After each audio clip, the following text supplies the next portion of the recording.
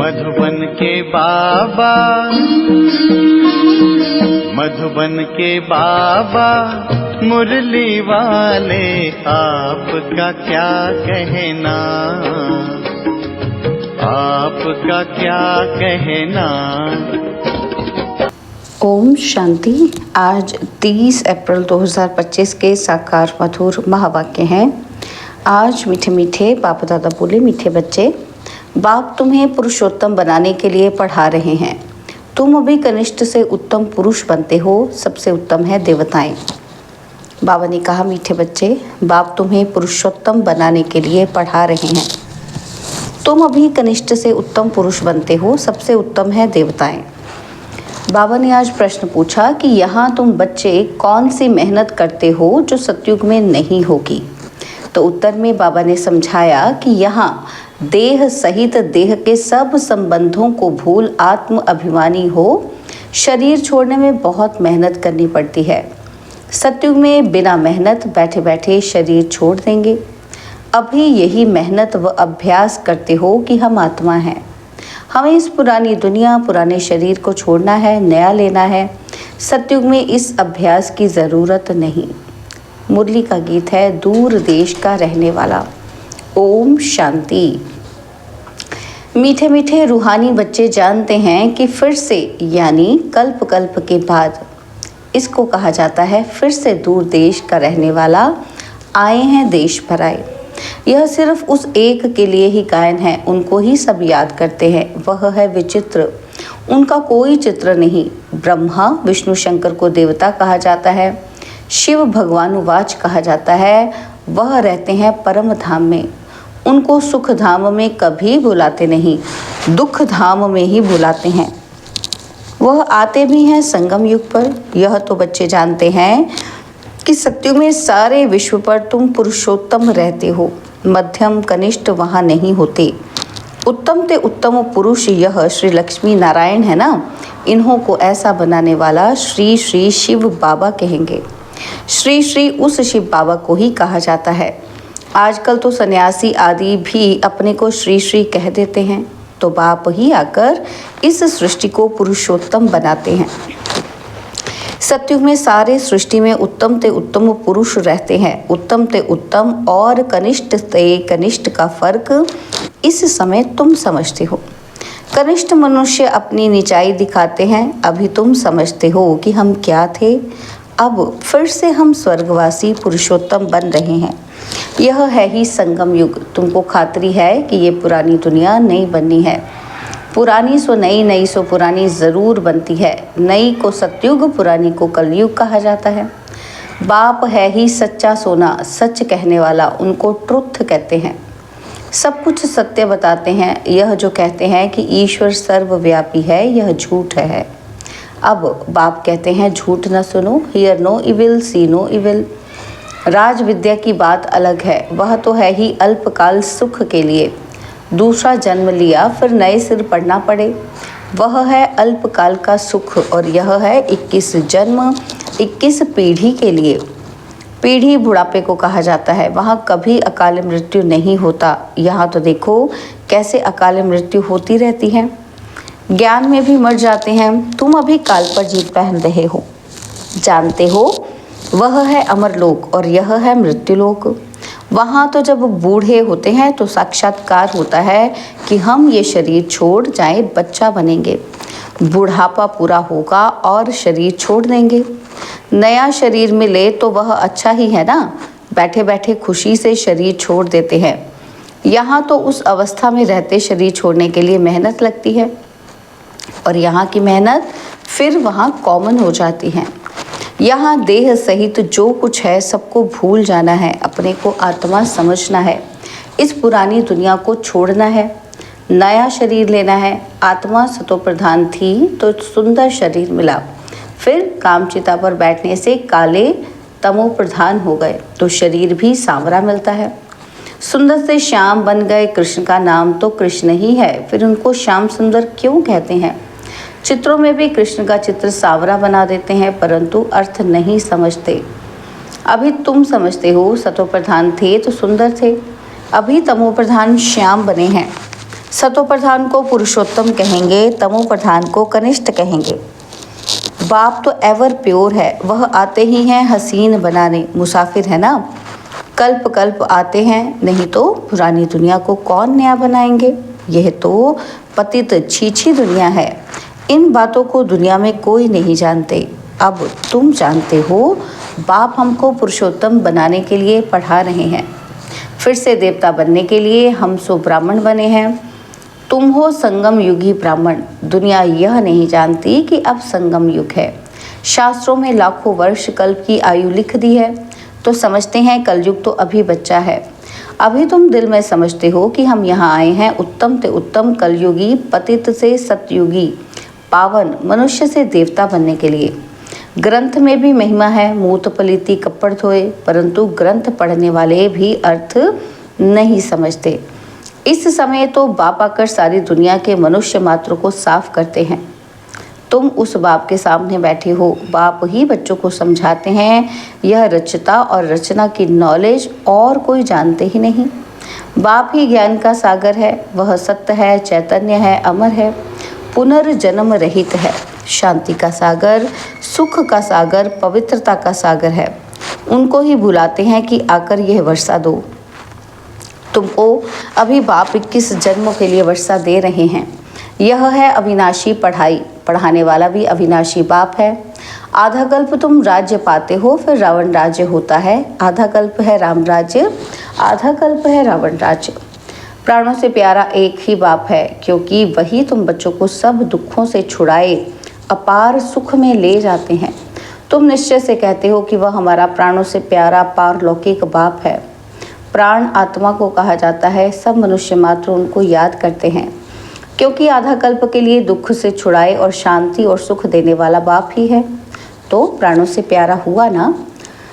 तुम जानते हो सतयुग में हम सदा सुखी रहते हैं, बाकी सब शांति धाम में चले जाएंगे। फिर रावण राज्य में दुख शुरू होता है। दुख और सुख का खेल है। मनुष्य समझते हैं कि यहाँ भी अभी अभी सुख है और अभी अभी दुख है, परंतु नहीं। तुम जानते हो स्वर्ग अलग है, नरक अलग है।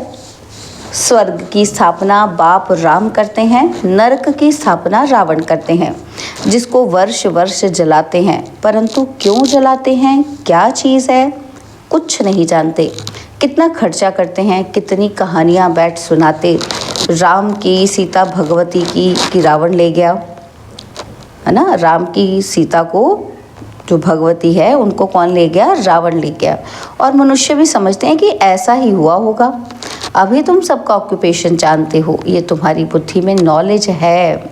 सारे वर्ल्ड की हिस्ट्री, ज्योग्राफी को कोई भी मनुष्य मात्र नहीं जानते होंगे, बाप ही जानते हैं। उनको वर्ल्ड का रचयिता भी नहीं कहेंगे, वर्ल्ड तो है ही। बाप सिर्फ आकर नॉलेज देते हैं कि ये चक्र कैसे फिरता है। भारत में लक्ष्मी नारायण का राज्य था, फिर क्या हुआ, देवताओं ने कोई से लड़ाई की क्या, कुछ भी नहीं। आधा कल्प बाद रावण राज्य शुरू होने से देवताएं वाम मार्ग में चले जाते हैं। बाकी ऐसे नहीं कि युद्ध में कोई ने हराया, लश्कर आदि की कोई बात नहीं। ना लड़ाई से राज्य लेते हैं, ना गवाते हैं। यह तो योग में रह पवित्र बन पवित्र राज्य तुम स्थापन करते हो। बाकी हाथ में कोई चीज़ नहीं। ये है डबल अहिंसा। एक तो पवित्रता की अहिंसा, दूसरा तुम किसी को दुख नहीं देते। सबसे कड़ी हिंसा है काम कटारी की, जो ही आधि मध्य अंत दुख देती है। रावण के राज्य में ही दुख शुरू होता है, बीमारियां शुरू हो जाती हैं। कितनी ढेर बीमारियां हैं, अनेक प्रकार की दवाइयां निकलती रहती हैं, रोगी बन पड़े हैं ना। तुम इस योग बल से 21 जन्मों के लिए निरोगी बनते हो। वहाँ दुख व बीमारी का नाम निशान नहीं रहता। उसके लिए तुम पढ़ रहे हो। बच्चे जानते हैं कि भगवान हमको पढ़ाकर भगवान भगवती बना रहे हैं। पढ़ाई भी कितनी सहज है, आधा पौना घंटे में सारे चक्र का नॉलेज समझा देते हैं। 84 जन्म भी कौन कौन लेते हैं ये तुम जानते हो। भगवान हमको पढ़ाते हैं, वह है ही निराकार। सच्चा सच्चा उनका नाम है शिव। कल्याणकारी है ना, तो सर्व का कल्याणकारी, सर्व का सदगति दाता है ऊंच ते ऊंच बाप। ऊंचते ऊंच मनुष्य बनाते हैं, बाप पढ़ाकर होशियार बनाए, अब कहते हैं जाकर पढ़ाओ। इन ब्रह्मा कुमार कुमारियों को पढ़ाने वाला शिव बाबा है। ब्रह्मा द्वारा तुमको अडॉप्ट किया है। प्रजापिता ब्रह्मा कहाँ से आया, इस बात में ही मूंझते हैं। इनको अडॉप्ट किया, कहते हैं बहुत जन्मों के अंत में अब बहुत जन्म किसने लिए? इन लक्ष्मी नारायण ने ही पूरे 84 जन्म लिए हैं, इसलिए कृष्ण के लिए कह देते हैं श्याम सुंदर। हम सो सुंदर थे, फिर 2 कला कम हुई, कला कम होते होते अभी 9 कला रह गए हैं। अभी तमो प्रधान से फिर सतो प्रधान कैसे बने? बाप कहते हैं मुझे याद करो तो तुम पावन बन जाएंगे। यह भी जानती हो कि ये रुद्र ज्ञान यज्ञ है, अब यज्ञ में चाहिए ब्राह्मण। तुम सच्चे ब्राह्मण हो, सच्ची गीता सुनाने वाले, इसलिए तुम लिखते भी हो कि सच्ची गीता पाठशाला। उस गीता में तो नाम ही बदल दिया है। हाँ, जिन्होंने जैसे कल्प पहले वर्षा लिया था वही आकर लेंगे। अपने दिल से पूछो कि हम पूरा वर्षा ले सकेंगे? मनुष्य शरीर छोड़ते हैं तो हाथ खाली जाते हैं, वह विनाशी कमाई तो साथ में चलनी नहीं है। तुम शरीर छोड़ेंगे तो हाथ भरतू, क्योंकि 21 जन्मों के लिए तुम अपनी कमाई जमा कर रहे हो। मनुष्यों की तो सारी कमाई मिट्टी में मिल जाएगी, इससे तो हम क्यों ना ट्रांसफ़र कर बाबा को दे देवें। जो बहुत दान करते हैं वह तो दूसरे जन्म में साहूकार बनते हैं, ट्रांसफ़र करते हैं ना। अभी तुम 21 जन्मों के लिए नई दुनिया में ट्रांसफ़र करते हो, तुमको रिटर्न में 21 जन्मों के लिए मिलता है। वह तो 1 जन्म के लिए अल्पकाल के लिए ट्रांसफ़र करते हैं, तुम तो ट्रांसफ़र करते हो 21 जन्मों के लिए। बाप तो है ही दाता, यह ड्रामा में नूंद है। जो जितना करते हैं वह पाते हैं। वह इनडायरेक्ट दान पुण्य करते हैं तो अल्पकाल के लिए रिटर्न मिलता है, यह है डायरेक्ट। अभी सब कुछ नई दुनिया में ट्रांसफ़र करना है। इनको देखा कि कितनी बहादुरी की। तुम कहते हो सब कुछ ईश्वर ने दिया है, अब बाप कहते हैं ये सब हमको दो, हम तुमको विश्व की बादशाही देते हैं। बाबा ने तो फट से दे दिया, सोचा ही नहीं, फुल पावर दे दी। हमको विश्व की बादशाही मिलती है, वह नशा चढ़ गया। बच्चों आदि का कुछ भी ख्याल नहीं किया। देने वाला ईश्वर है तो फिर किसी का रिस्पॉन्सिबल थोड़ी रहे। 21 जन्म के लिए ट्रांसफ़र कैसे करना होता है, इस बाप को देखो। Follow father. प्रजापिता ब्रह्मा ने किया ना, ईश्वर तो दाता है, उसने इनसे कराया। तुम भी जानते हो कि हम आए हैं बाप से बादशाही लेने। दिन प्रतिदिन टाइम थोड़ा होता जाता है, आफतें ऐसी आएंगी बात मत पूछो। व्यापारियों का सांस तो मुट्ठी में रहता है, कोई जमघट ना आ जाए। सिपाही का मुख देख मनुष्य बेहोश हो जाते हैं। आगे चल बहुत तंग करेंगे, सोना आदि कुछ भी रखने नहीं देंगे। बाकी तुम्हारे पास क्या रहेगा? पैसे ही नहीं रहेंगे जो कुछ खरीद सको। नोट आदि भी चल न सके, राज्य बदल जाता है। पिछाड़ी में बहुत दुखी हो मरते हैं। बहुत दुख के बाद फिर सुख होगा। यह है खूने नाहक खेल, नेचुरल कैलेमिटीज़ भी होंगी। इससे पहले बाप से पूरा वर्षा तो लेना चाहिए। भल घूमो फिरो, सिर्फ बाप को याद करते रहो तो पावन बन जाएंगे। बाकी आफतें बहुत आएंगी, बहुत हाय हाय करते रहेंगे। तुम बच्चों को अभी ऐसी प्रैक्टिस करनी है जो अंत में एक शिव बाबा ही याद रहे। उनकी याद में ही रहकर शरीर छोड़ें और कोई मित्र संबंधी आदि याद ना आए। ये प्रैक्टिस करनी है, बाप को ही याद करना है और नारायण बनना है। ये प्रैक्टिस बहुत करनी पड़ी, नहीं तो पछताना पड़ेगा। और कोई की याद आई तो नापास हुआ। जो पास होते हैं वही विजयमाला में पिरोए जाएंगे। अपने से पूछना चाहिए कि बाप को कितना याद करते हैं। कुछ भी हाथ में होगा तो वह अंतकाल याद आएगा, हाथ में नहीं होगा तो याद भी नहीं आएगा। बाप कहते हैं हमारे पास तो कुछ भी नहीं है, ये हमारी चीज़ नहीं है। उस नॉलेज के बदले यह लो तो 21 जन्मों के लिए वर्षा मिल जाएगा, नहीं तो स्वर्ग की बादशाही गवा देंगे।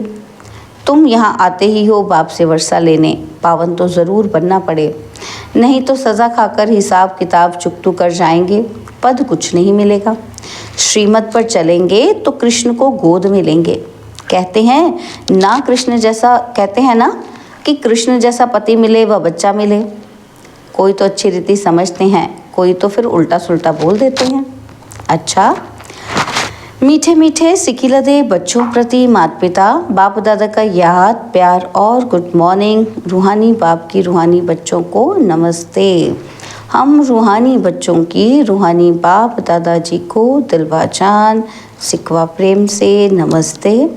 ओम शांति। प्यारे बाबा, मीठे बाबा, मेरे बाबा, शुक्रिया बाबा, शुक्रिया बाबा, शुक्रिया।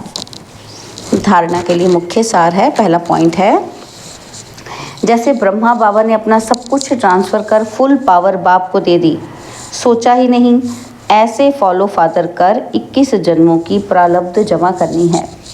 और सेकंड पॉइंट है कि प्रैक्टिस करनी है कि अंतकाल में एक बाप के सिवाय और कोई भी चीज़ याद ना आए। हमारा कुछ नहीं, सब बाबा का है। अल्फ और बे इसी स्मृति से पास हो विजयमाला में आना है।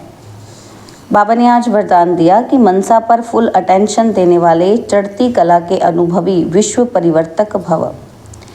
मनसा पर फुल अटेंशन देने वाले चढ़ती कला के अनुभवी विश्व परिवर्तक भव। अब लास्ट समय में मनसा द्वारा ही विश्व परिवर्तन के निमित्त बनना है। इसलिए अब मनसा का एक संकल्प भी व्यर्थ हुआ तो बहुत कुछ गवाया। एक संकल्प को भी साधारण बात न समझो। वर्तमान समय संकल्प की हलचल भी बड़ी हलचल गिनी जाती है, क्योंकि अब समय बदल गया, पुरुषार्थ की गति भी बदल गई, तो संकल्प में ही फुल स्टॉप चाहिए। जब मनसा पर इतनी अटेंशन हो तब चढ़ती कला द्वारा विश्व परिवर्तक बन सकेंगे। स्लोगन है, कर्म में योग का अनुभव होना अर्थात कर्म योगी बनना। कर्म में योग का अनुभव होना अर्थात कर्म योगी बनना। बाबा के अव्यक्त इशारे कंबाइंड रूप की स्मृति से सदा विजयी बनो। तो बाबा कहते बाप और आप इस कंबाइंड रूप का अनुभव करते सदा शुभ भावना, श्रेष्ठ कामना, श्रेष्ठ वाणी, श्रेष्ठ दृष्टि, श्रेष्ठ कर्म द्वारा विश्व कल्याणकारी स्वरूप का अनुभव करो तो सेकंड में सर्व समस्याओं का समाधान कर सकेंगे। सदा एक स्लोगन याद रखना। कौन सा? ना समस्या बनेंगे, ना समस्या को देख डगमग होंगे, स्वयं भी समाधान स्वरूप रहेंगे और दूसरों को भी समाधान देंगे। यह स्मृति सफलता स्वरूप बना देगी। अच्छा, ओम शांति।